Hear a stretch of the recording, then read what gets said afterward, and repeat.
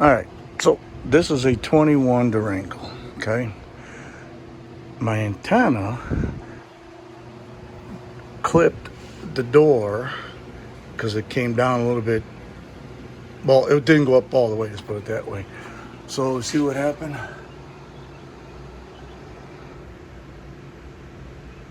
So I had to seal it, but it had knocked the cap off, which is a shark fin.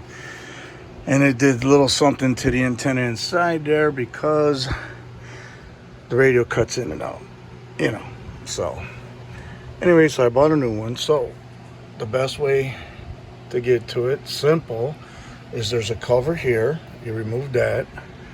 Then this side cover, which makes it a lot easier to get to.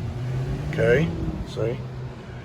And then right up here, if you can see it, right there,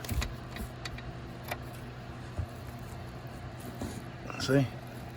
Actually, it's a bitch to get to. There's the antenna, the bolt, right there. So it's easier to get to it.